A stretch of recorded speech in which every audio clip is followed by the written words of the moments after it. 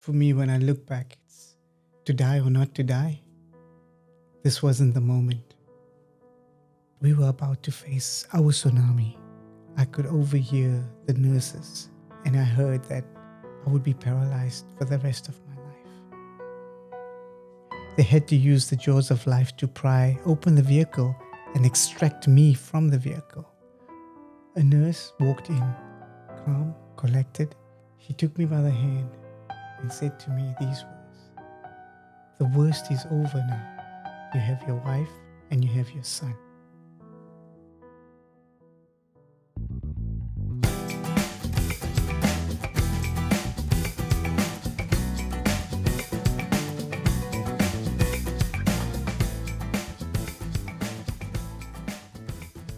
Welcome to our friends far and wide. So good to have you with us today. This is our first episode, and it is titled To Die or Not to Die. Wow, it is quite a confronting episode. And yes, it's the episode where I speak about the life-changing moment that I had through a horrific motor vehicle accident. And just a pre-warning for those that are a bit squirmish, I am going to share quite a bit of detail, some medical, but also some detail around how I was feeling and the people around me, what they were processing. So for those who don't take dealing with trauma pretty well, this is just a pre-warning. Please be aware. So this podcast is born out of this journey of having a head-on collision with death, facing death in the face, being in the grips of it, and being rescued from it. And how do I find myself in that position of despair, of depression, of discouragement, of just wanting to give up? So friends, the premise for this podcast is to reach out to you in your moments of darkness, in your moments of depression and despair, and reach out my hand and say, come. You don't have to stay in that place. Come take a seat at my table. Come and join us as we join wonderful friends that will come and join me and speak about their journeys, how they face challenges and how they overcome them. And in some way, reaching out to you to encourage you to at least look up, breathe, and take a step forward. As we explore how we rebuild our lives, join me as we walk together through the storms, anchored in hope, empowered to empower those around us. We had just gotten back from our holiday, and we had a lovely time as a family. In fact, Jackie and Jaden did not want to come back. They wanted to extend the holiday. But I had work and I had a trip that I needed to get back that particular weekend. So Friday night, it was the 11th of March, 2011. We had just put Jaden to bed. Jackie and I were laying on the couch watching the news. And it was the tsunami that just had happened in Japan. And as we watched how people were running from the muddy torrent, just wiping everything in its path, and their lives were changed in a split second, we were so moved. It made us so emotional that we prayed for them, for strangers, that their lives were being transformed or changed just in a split second.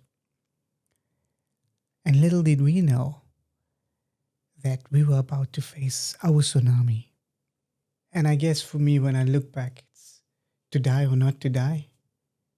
This wasn't the moment, of which I'm so grateful.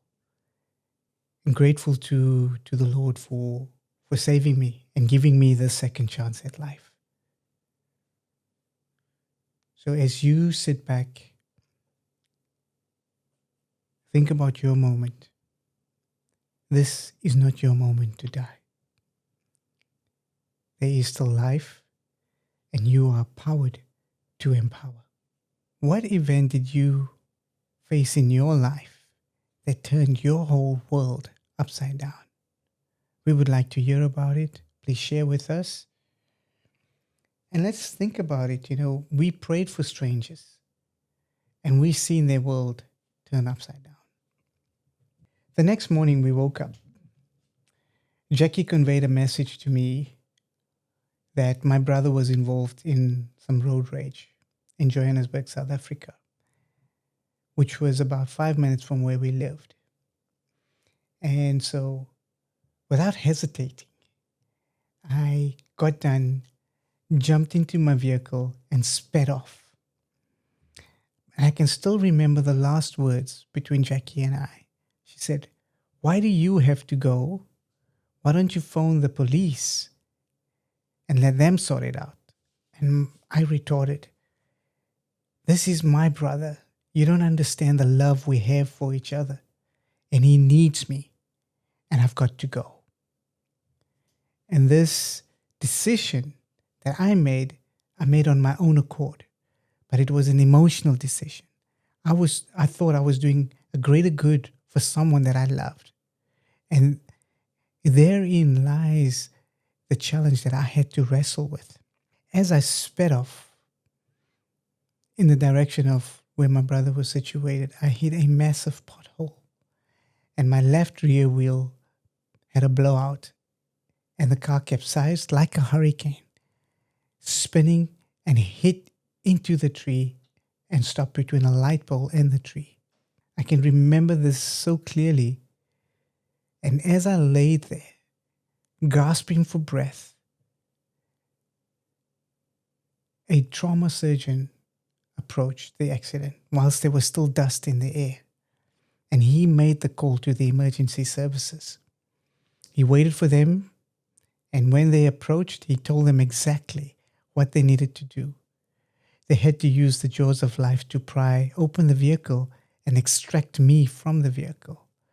Upon extracting me from the vehicle, they noticed there was a baby seat in the back.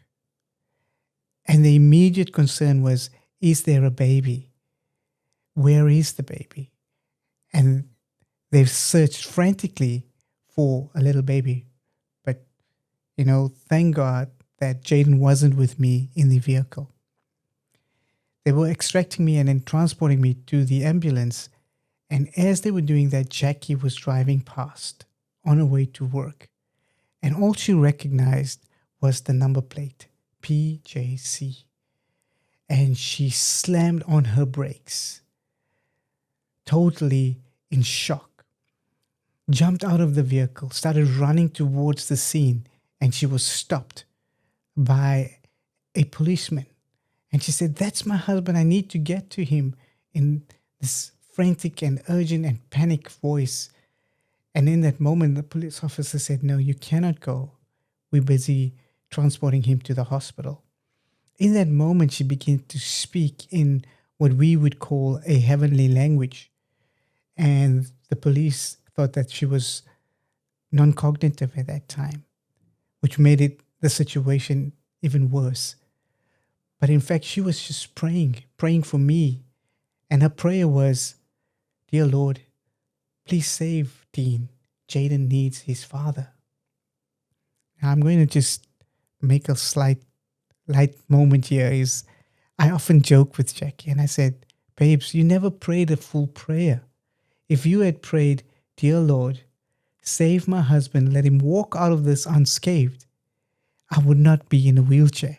And so we laugh about that moment, but it was a serious moment as she was trying to navigate what is she going to do? What is the next steps? Jaden was left alone at home with a helper. And as they were trying to transport me into the ambulance, they were battling to get the intubator tube inserted so that I could breathe again. So the surgeon that had stopped was kind enough to jump into the ambulance and be transported with them to the emergency room at the hospital. And it was here that he assisted them to actually get the tube into my lungs so that I could breathe again. And here was it again, another life-saving opportunity for which I'm so grateful for. Friends, how often do we have in the most toughest situations that we have faced that a particular individual actually stops to help? And this doctor did exactly that. Think about those friends and those people in your life. So our lives can change in a split second, and we haven't prepared for it. What rushes through our mind? For me, I was out of it. I couldn't remember what was taking place. I was at the mercy of the medical staff. I remember I was rushed into surgery, into theater for an emergency uh, procedure that needed to take place. And on my way to the theater, Jackie jumped into the elevator with another doctor. And the doctor conveyed a message. He said, if you know God, pray, because this situation is dire. They ran several tests to ascertain the damage that I had sustained. And the diagnosis was that I had a massive gash on my head. My sternum was cracked. Both my lungs were punctured. That is why I was not able to breathe on my own. My scapula, my left scapula was shattered into pieces. And my spine was broken. My back was broken in 3 places. It was C6, T11, and L1. And the L1 vertebra actually shattered and impacted into the spinal cord, which left me with an incomplete spinal cord injury. This meant that I was paralyzed, and I didn't know the extent of the paralysis. Jackie was quite adamant. She knew the reality when the doctor conveyed the diagnosis that I would be paralyzed. She fell into my brother's arms. And then again, there's another loved one that was around us, supporting us, helping us on this journey. Who do we have in our circle? Who do we have that we can call on? The doctor used the P word, and Jackie was very, very hesitant to use that paralyzed word. And she conveyed that message to our family. And when were words spoken over you that either created life or pulled you back into a dark and deep place? Because those words spoken are pivotal in our lives. I had to wait at least another 2 weeks until I could have the major operation on my spine.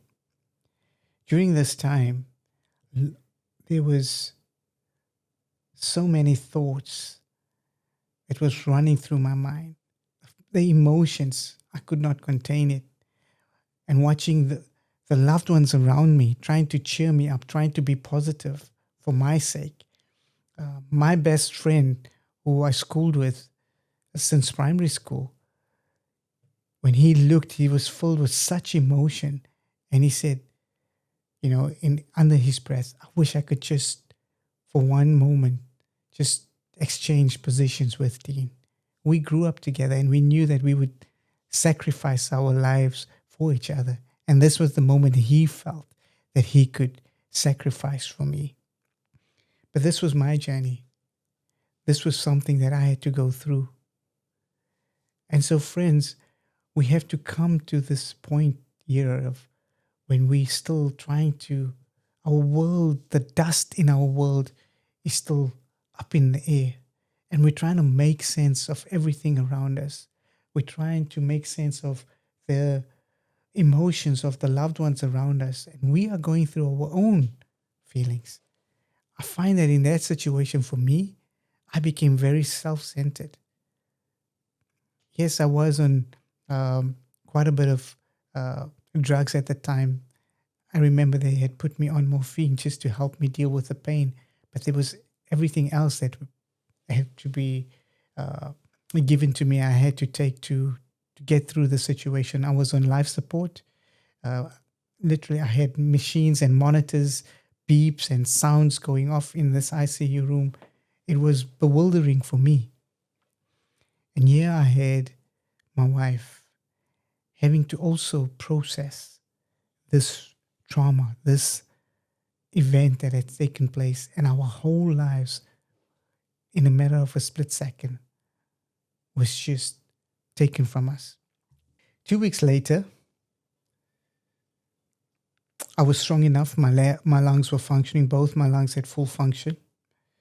And I was rolled into theater for an 8-hour procedure. And this procedure was one where they would actually remove the shattered vertebra. They would cut bone from my hip, fuse it into my spine, insert titanium rods to stabilize the spine. But there was nothing they could do with regards to the spinal cord. So coming through that 8-hour procedure, I could overhear the nurses speaking amongst themselves. And I heard that I would be paralyzed for the rest of my life. I didn't hear it from a doctor. I didn't hear it from my wife. I heard nurses talking amongst themselves. And that hit me hard. I went ballistic. I went like a crazy man. I didn't want to face tomorrow. It's those moments where you reach down and you say, this can't be happening. You try to convince yourself that you are in a dream and this is not real. And I was screaming and shouting. Jackie actually ran out of the ICU room. She was so scared. What I had saw in that moment was demons and gremlins just crawling on the ceiling, coming to attack me, to take me out. At that moment, I pulled out all the tubes, all the lines, just wanted to disconnect from life, disconnect from the machines that was sustaining my life at this time. Friends, we all get to that point in our lives where we come face to face with death, when we come face to face with reality, and the reality is so painful that we cannot face. What do you do? Who do you call on?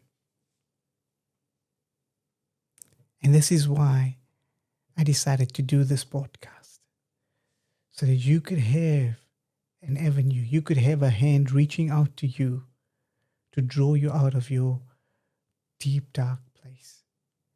So I hope that as you join me on this journey, courage will rise up inside of you.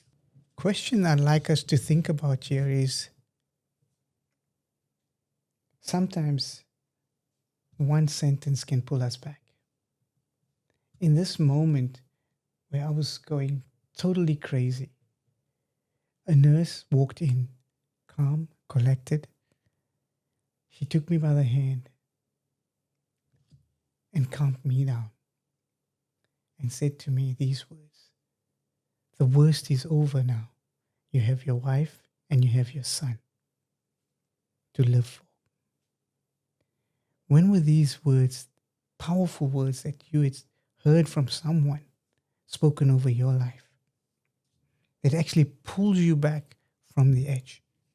So may these words that I speak to you have that same power if you have not experienced it before.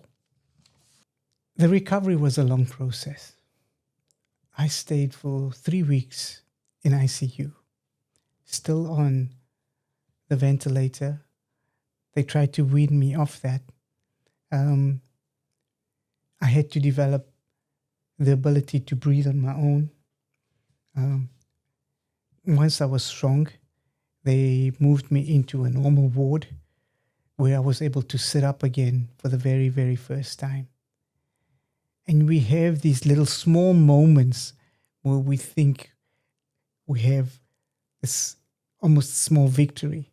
And I can remember that image, and we will share that image with you, where I was actually sitting up and flexing that I've just overcome something.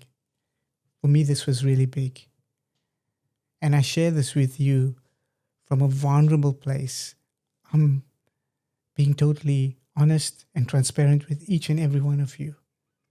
So may this message not just fly over your head, but really sit with you. And for some of us, this could be really, really extreme that we cannot relate to. And I don't want it in any way to feel, wow, Dean went through something so traumatic. It's so far from what I'm facing. And you actually pull yourself back into a dark place. But as we go along, we will hear from different perspectives that you can relate to. So don't compare your situation to my situation, friends. Respect what you are going through. You acknowledge your challenge as your own journey, your challenge. I've got to go through mine. But my learnings, I am willing to share with you. I was transported then to the rehabilitation hospital, which was an hour away from where we had lived, which meant Jackie had to travel every morning to come and spend time with me. Jaden had to be dropped off at school and then drive back home and see to Jaden. So a lot of the pressure fell on Jackie. She was caught up in this whirlwind, in this hurricane of just now having to carry the load. It's not an easy situation to deal with, where for me, I was laying helpless and even hopeless in a hospital. Jackie was the one that had to gather herself every morning, draw strength for that day and take that next step forward. Healing is not linear, but it is messy. It is emotional. And as we acknowledge this vulnerable space that we're sitting in, let us validate where you're at this point in time. So friends, please feel encouraged to share your thoughts, your place that you are at. The first step is awareness. And if you are aware of it, you can share it. So I welcome that. When we look at this situation, the tsunami analogy that I used, our world was turned upside down. My life was broken. Jackie's world, Jaden's world, the world of our loved ones who stood by us, my family, my brothers, my sisters, my dad, Jackie's mom and dad, her family, her brothers. They all came alongside us. And no matter what belief we had, we all just started praying and believing and hoping for the best. My family played such a pivotal role in our lives because they came alongside us, not only in prayer, but in serving Jackie and assisting with Jaden and seeing to things that we needed. So family is important. Never write off family. Always try to maintain good relationships with family, because it's in those moments that family will come and stand by your side. So how do we turn our brokenness into something that's beautiful? Sometimes healing just begins with us on our knees, saying a small prayer and reaching out to the ones that we love. So no matter how daunting our situation can be, we're right in it. No matter how messy it is, this message comes to you that you are powered to empower, not just yourself, but the lives of those around you. Never see yourself in weakness. In our next episode, we will look at my journey in rehabilitation and the challenges that I faced there. How did I overcome those challenges and those pivotal moments in my life? And I will share that with you in our next episode. So we will turn this brokenness into something beautiful along this journey. Thank you, friends.